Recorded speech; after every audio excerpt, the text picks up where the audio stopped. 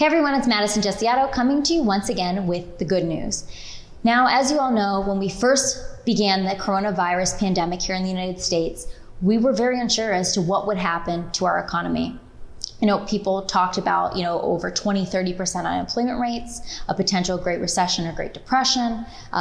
But we're very, very happy to see that the economy is looking up, and those economic numbers that are coming out continue to be strong.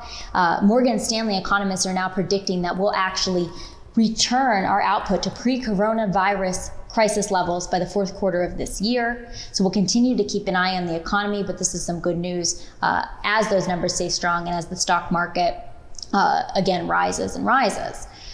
On top of the economy, we're seeing some other good news, and some of that coming out of New York. Many New Yorkers want to know if they've been exposed to coronavirus, haven't been able to get tested. Well, now in Western New York, if you donate blood to the Red Cross, you will also get a 2-for-1 deal and get tested for antibodies. You'll receive the results within 7 to 10 days. So this is great news for New Yorkers who want to donate blood and also, want to know if they have been exposed and could potentially save lives. Another one of my favorite stories that I've seen really all month coming out of New York is about 2 twin girls from Brooklyn, New York. These young girls are just weeks away from graduating high school, and for the past 2 months, they've been secretly delivering groceries to their elderly neighbors. They recognize that so many of these people may just be surviving throughout this difficult time, may be able to pay their rent, but not able to get the groceries they need or go out and get the groceries because of their age. So these little girls have dedicated their time and resources to delivering these groceries for free, secretly to their neighbors as a surprise. So this is wonderful. The little girls are taking donations through their nonprofit. So definitely be sure to check them out.